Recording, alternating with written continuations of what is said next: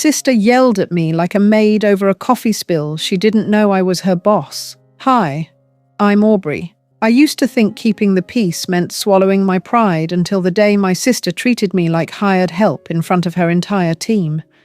She screamed at me to clean up spilled coffee like I was the janitor, calling me workplace trash while everyone laughed. What she didn't know was that I owned the building she worked in, the company she ran, and had been bankrolling her success for 3 years.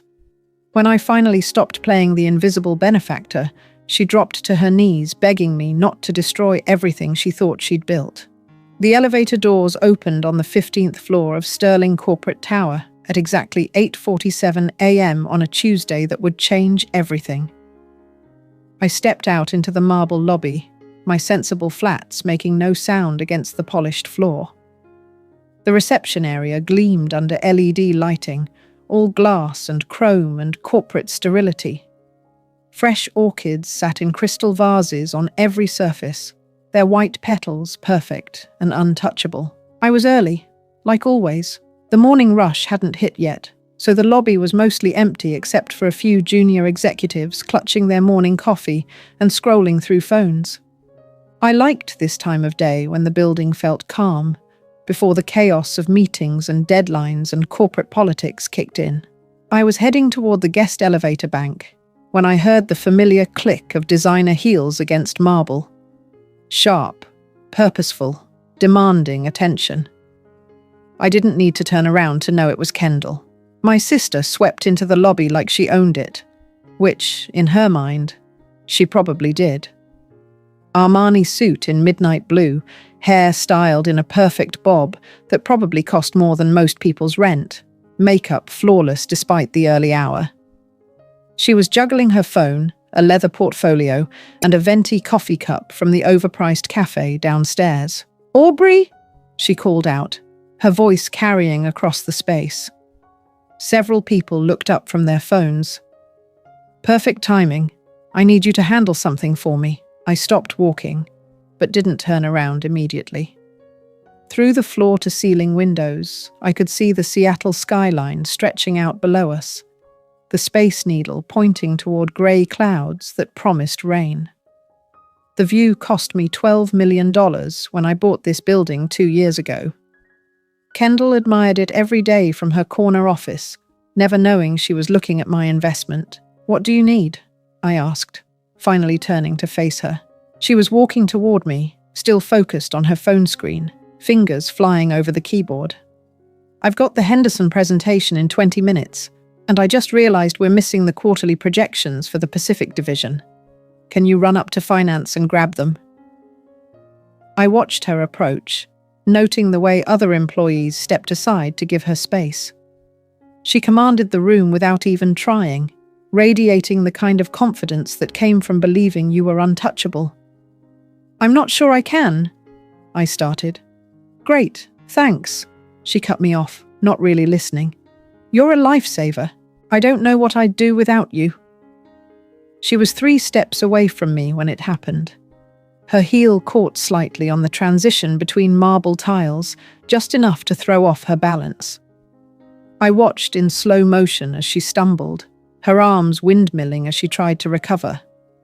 The phone went flying first, clattering across the floor. The portfolio followed, papers scattering like autumn leaves.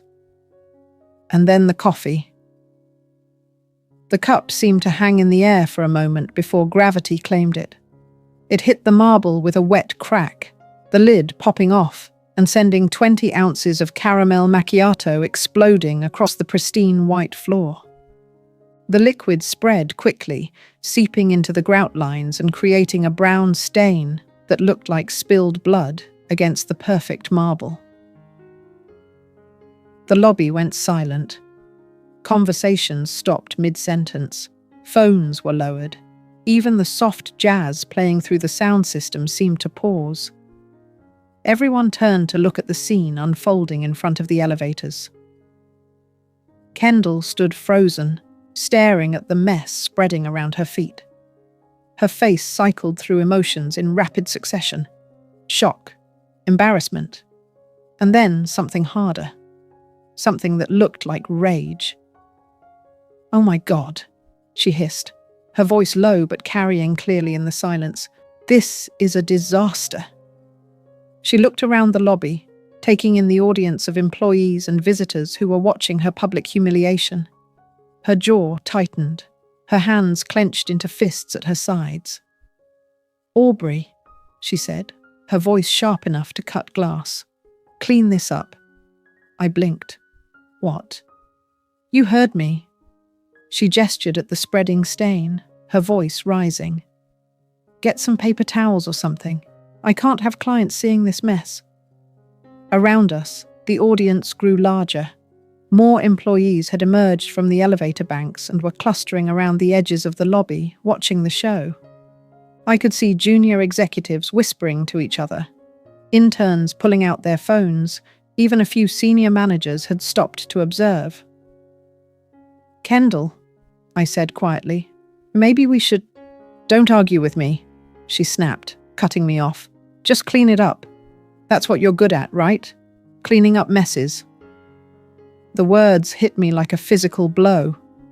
I felt my face flush, not from embarrassment, but from something deeper, something that had been building for years. A young intern near the reception desk giggled nervously. Someone else whispered, "Brutal." But nobody stepped forward to help. Nobody questioned why the CEO was demanding that someone clean the floor like a janitor. I looked at my sister, really looked at her for the first time in a long time. Designer suit that cost more than some people made in a month. Jewelry that sparkled under the lobby lights. Hair and makeup perfect despite the early hour. She was everything I had helped her become, and she was treating me like I was nothing. "You know what?" I said, my voice steady despite the fire building in my chest. "You're absolutely right." I walked to the reception desk and grabbed a handful of paper towels from the dispenser. The receptionist, a young woman named Jennifer, looked at me with something like pity in her eyes. "You don't have to," she started. "It's fine," I said, taking the towels. I walked back to the spill and knelt down on the marble floor. The coffee was still warm, soaking through the paper towels and staining my fingers brown. I could feel the weight of dozens of eyes watching me, could hear the whispered conversations starting up again. So embarrassing. I'd quit if someone talked to me like that. Who is she anyway? Some assistant or something? I cleaned up every drop, gathering the soggy towels and the pieces of the broken cup. Kendall stood over me the entire time, checking her watch and tapping her foot impatiently. "Make sure you get all of it," she said. "I don't want any sticky residue." When I was finished, I stood up and looked at her.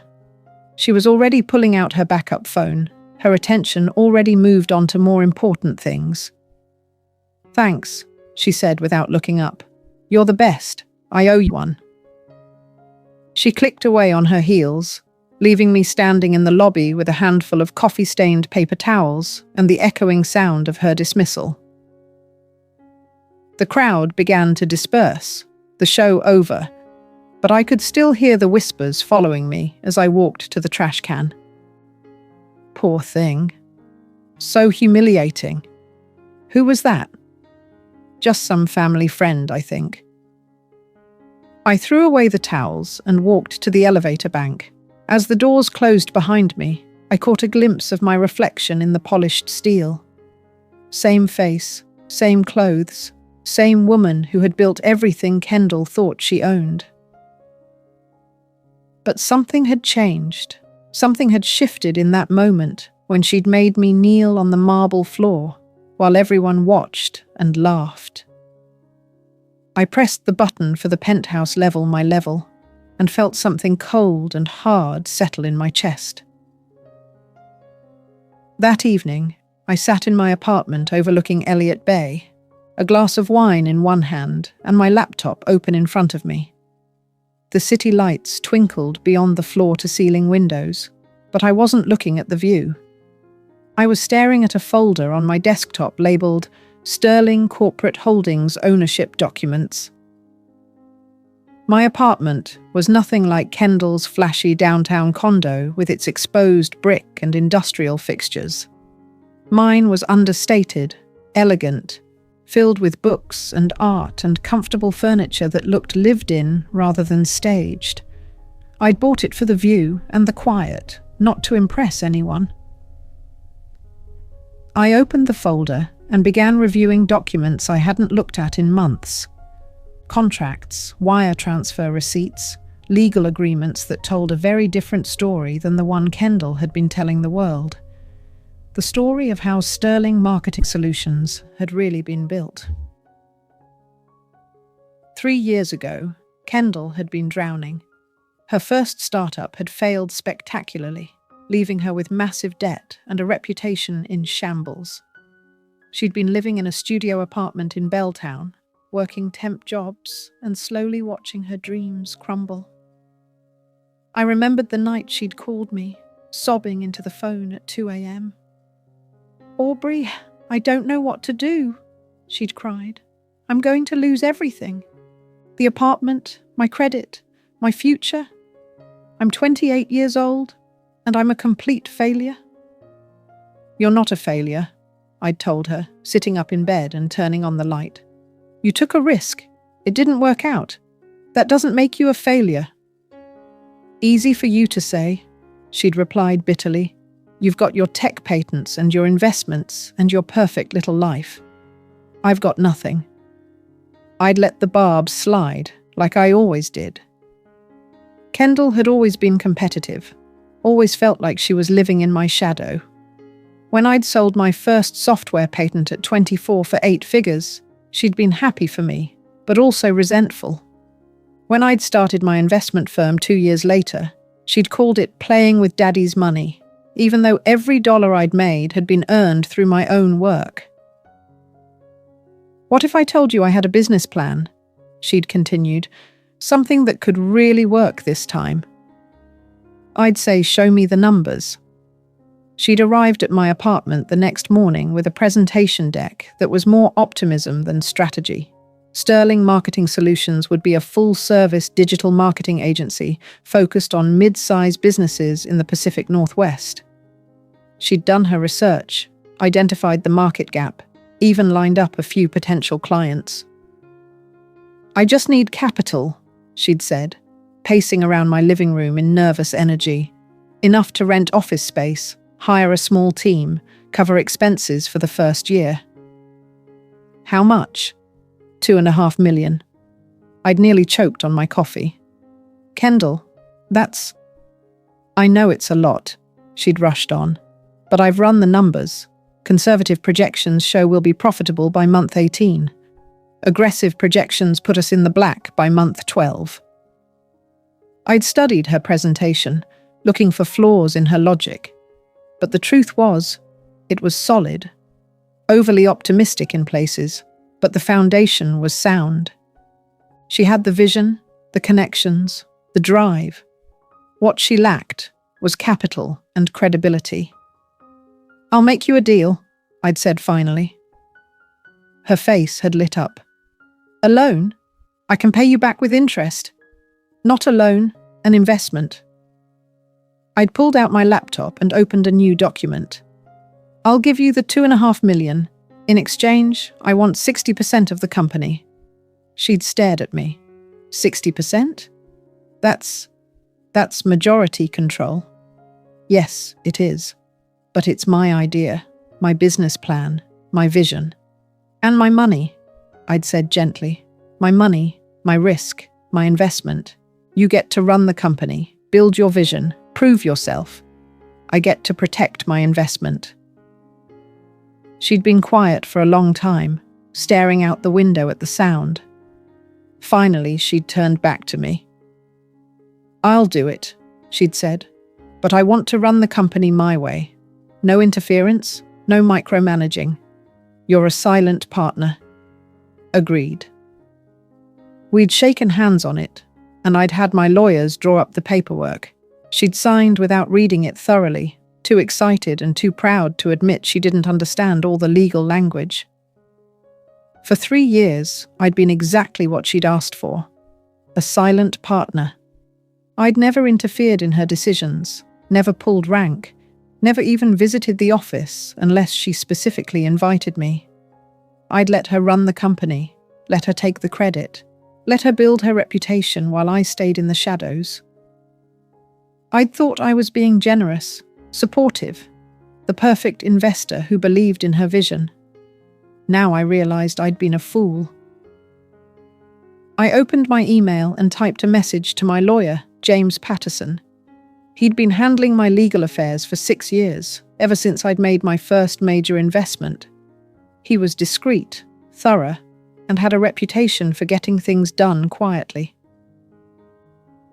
James, it's time to exercise my rights as majority shareholder of Sterling Marketing Solutions. I want to call an emergency board meeting. How quickly can you arrange it?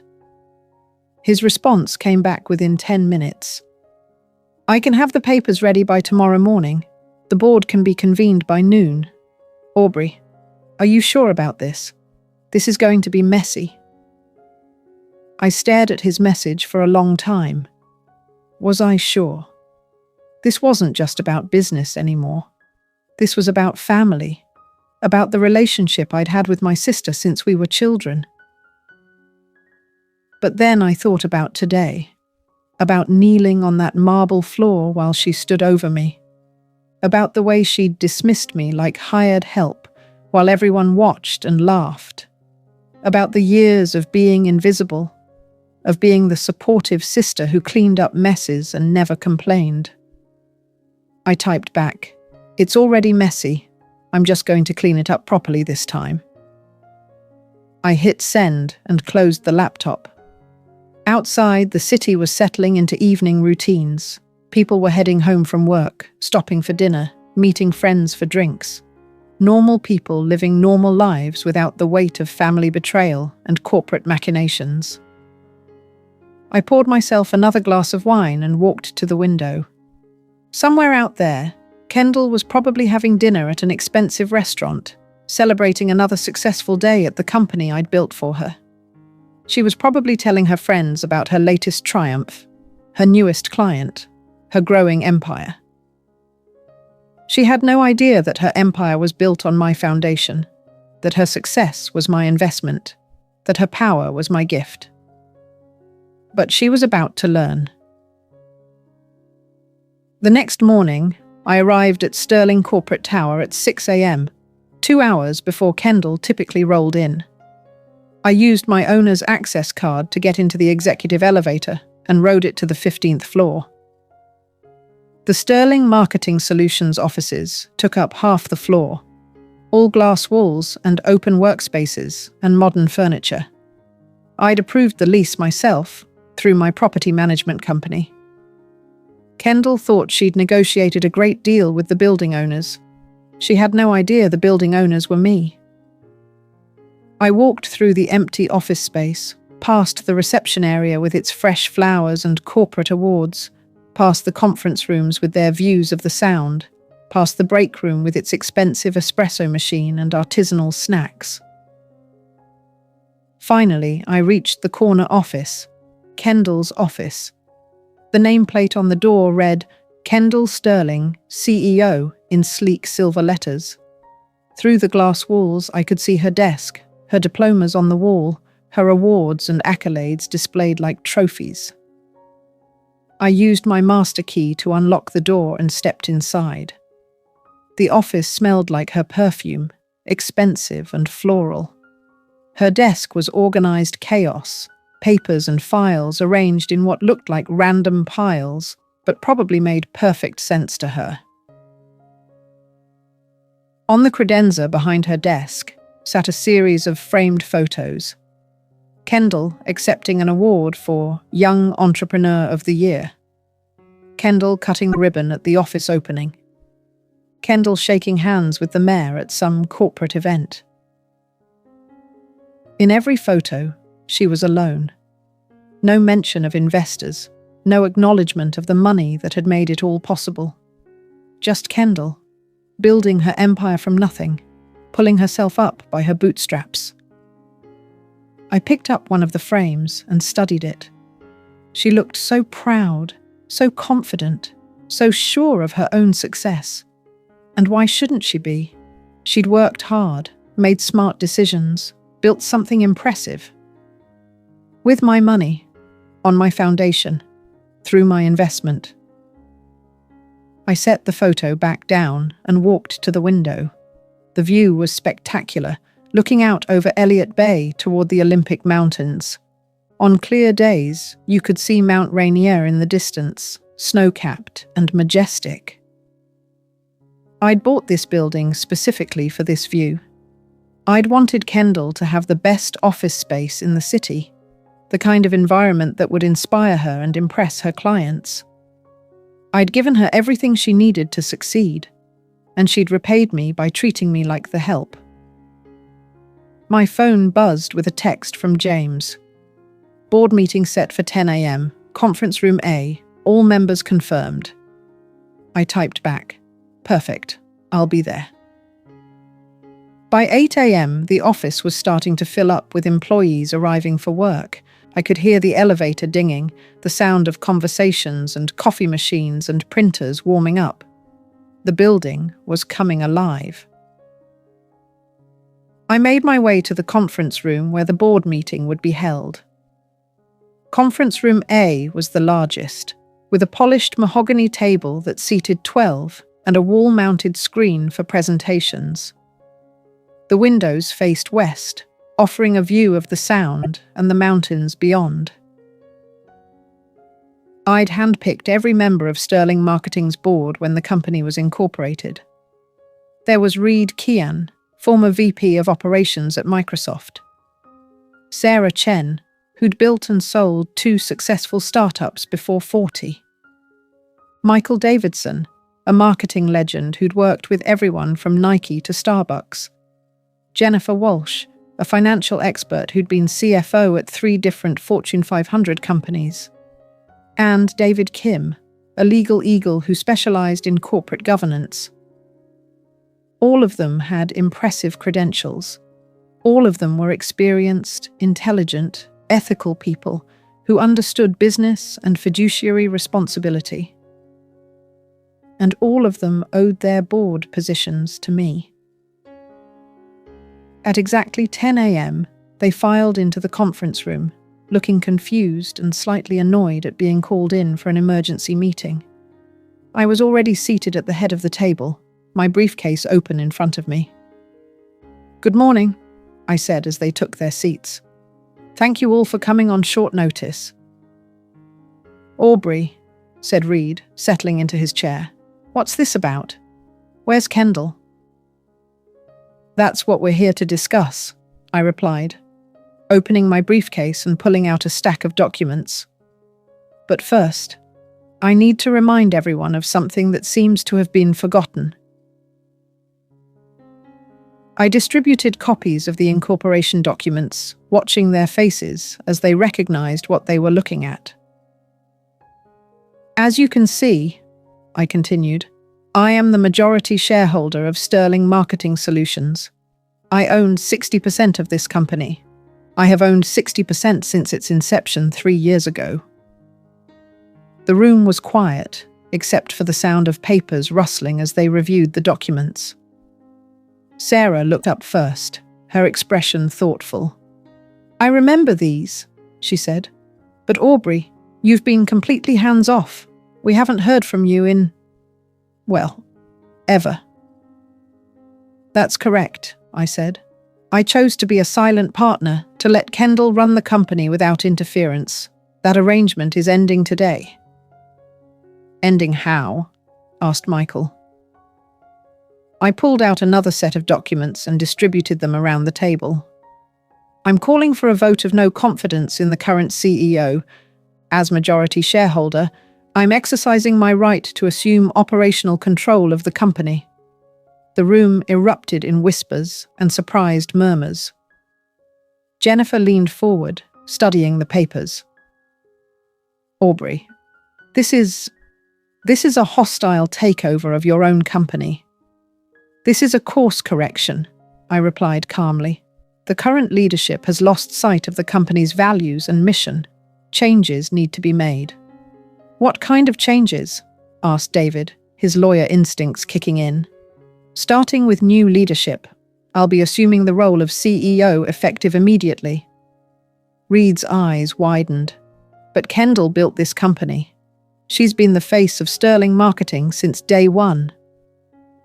"Kendall has been the face," I agreed. "But she didn't build it alone, and she seems to have forgotten that." Just then, the conference room door burst open. Kendall stood in the doorway, her face flushed, her hair slightly disheveled. She'd clearly run up the stairs. "What the hell is going on?" she demanded, her eyes scanning the room before landing on me. "Aubrey, what are you doing here? And why is everyone looking at those papers?" The board members shifted uncomfortably in their seats. They'd all worked closely with Kendall for 3 years. They respected her, liked her, believed in her vision. This was awkward for everyone. "Kendall," I said calmly, "please sit down.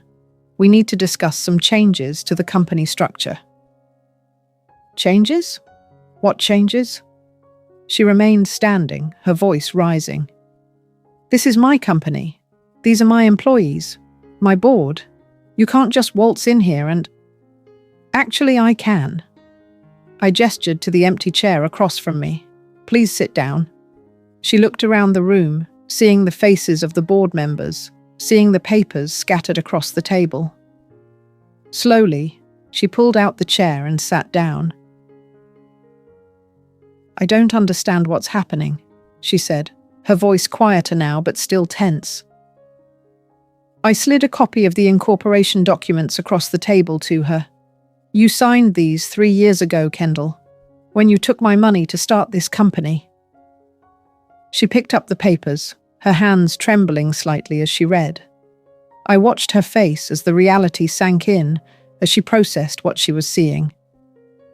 This says you own 60% of Sterling Marketing." "I do. But that's impossible. This is my company. I built this from nothing." "You built it with my money," I said quietly.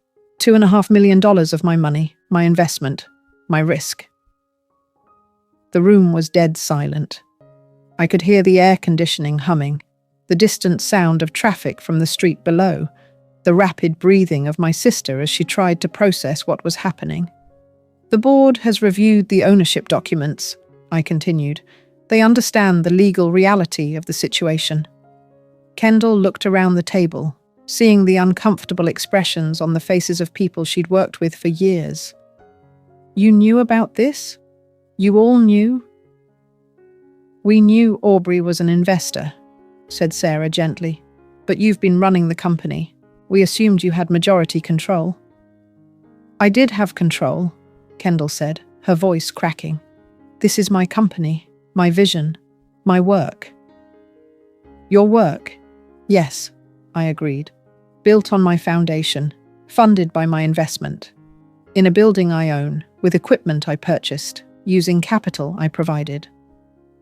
She stared at me across the table, and I could see the moment when everything clicked into place.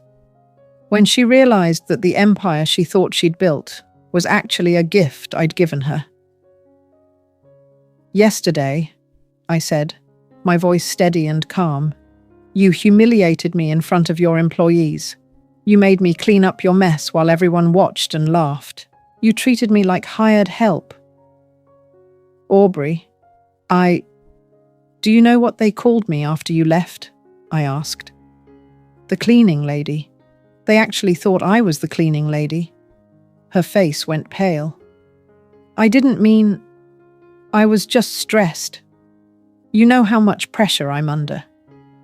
The pressure of running a company that was never really yours." She looked around the room again, seeing the reality of her situation finally sinking in. The board members she'd thought were loyal to her were actually loyal to their fiduciary responsibility to the majority shareholder. Me. "You can't do this," she whispered. "This company is my life, my reputation, everything I've worked for." And you can keep working for it, I said, as an employee, if you can prove you deserve to stay. I turned to address the board. I'm calling for a vote. All in favor of accepting my assumption of the CEO role? One by one, hands went up around the table. Reed looked conflicted, but raised his hand. Sarah nodded as she voted. Michael, Jennifer, and David all followed suit. 5 out of 5, unanimous. The vote passes, I said. I am now the CEO of Sterling Marketing Solutions, effective immediately. Kendall sat in stunned silence, clutching the ownership documents. Her face cycled through emotions, shock, anger, disbelief, and finally something that looked like panic.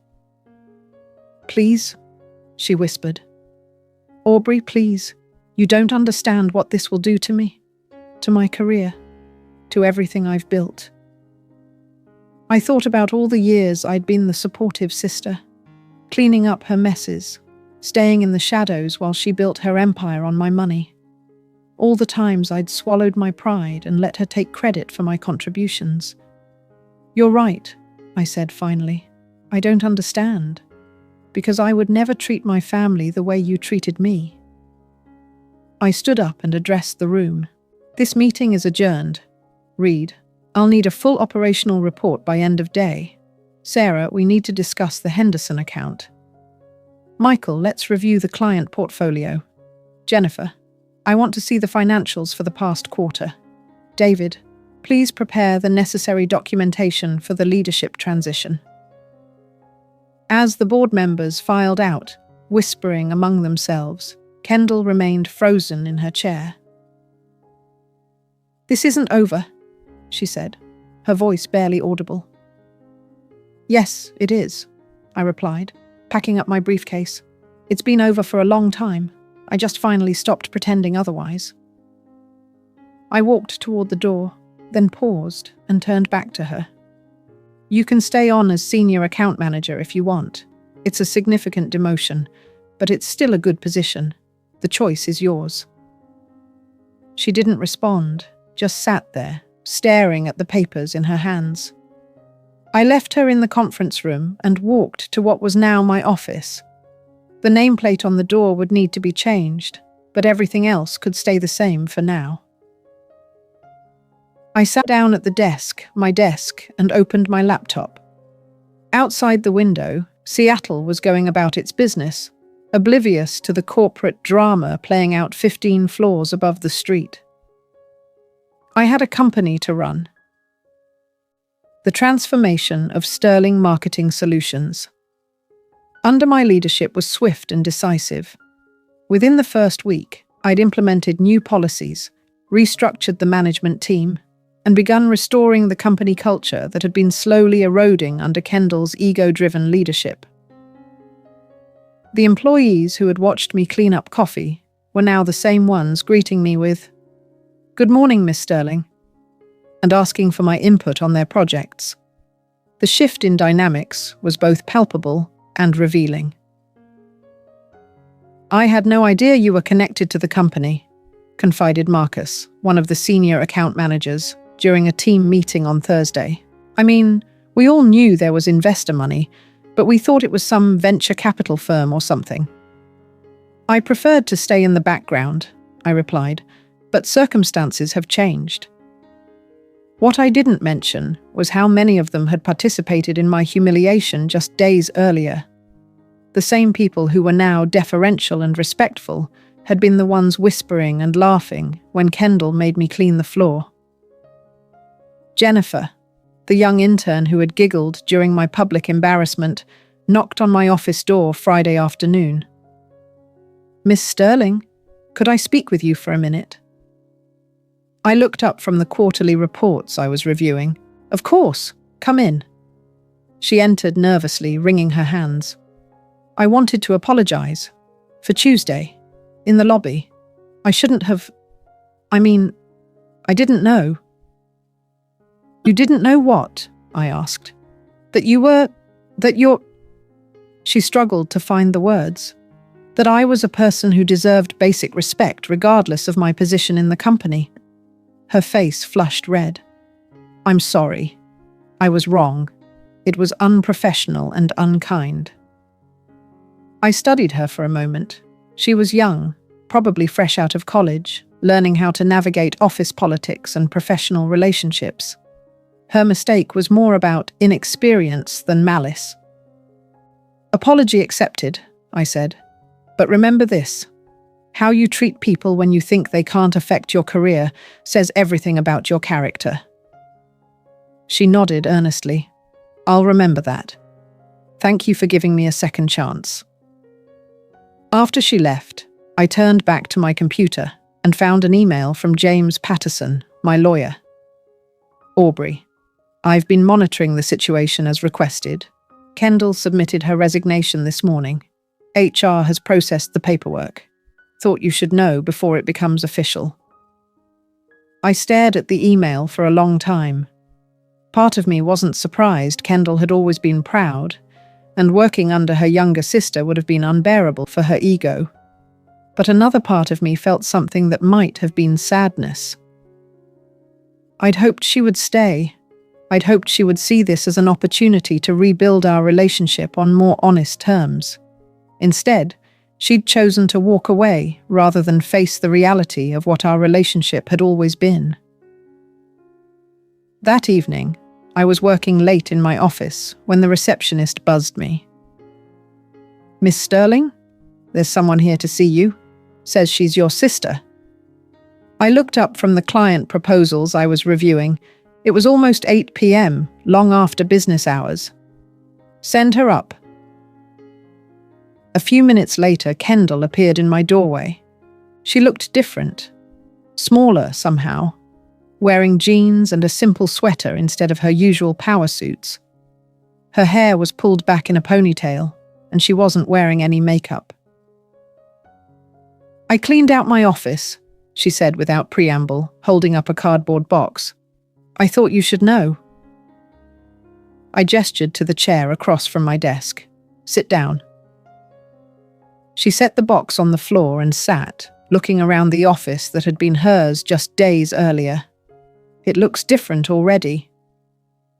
I'd made a few changes, replaced her abstract art with landscapes, swapped her glass accessories for warmer wood pieces, added some plants to the windowsill.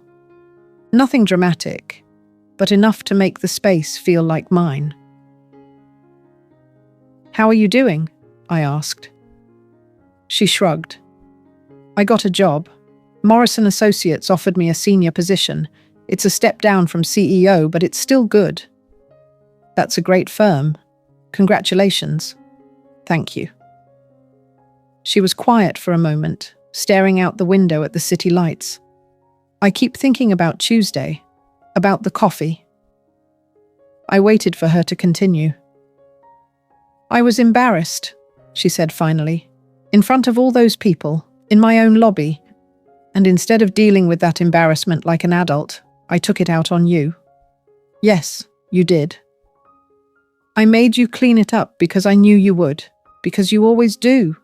You always clean up my messes. I leaned back in my chair. Why do you think that is? She looked directly at me for the first time since she'd arrived. Because you love me. Because you're my sister. And you've always been there to catch me when I fall. And how did you repay that love? Her eyes filled with tears. By treating you like you were nothing. By forgetting that everything I had was because of you. We sat in silence for a while, the weight of 3 years of unspoken truths settling between us. I want to apologize, she said eventually, not just for Tuesday, but for everything, for taking credit for your investment, for pretending I built this company alone, for treating you like you were invisible. Why? I asked. Why did you do it? She wiped her eyes with the back of her hand. Because I was ashamed. Because I wanted so badly to prove I could succeed on my own that I convinced myself I had. Because admitting you were the reason for my success felt like admitting I was a failure. You're not a failure, Kendall. You took my money and built something impressive with it. That's not failure, that's exactly what I hoped you would do. But I wrote you out of the story. I erased you from my success. Yes, you did. She stood up and walked to the window, looking out at the view I'd bought for her. Do you think we can fix this? Our relationship? I joined her at the window. Below us, the city sparkled with life cars moving through streets, lights in windows, people going about their evening routines. I don't know, I said honestly. Trust is like a piece of paper. Once it's crumpled, you can smooth it out, but it's never quite the same. But we can try. I looked at her profile, seeing the sister I'd grown up with underneath the ambitious executive she'd become. We can try, but it has to be different this time.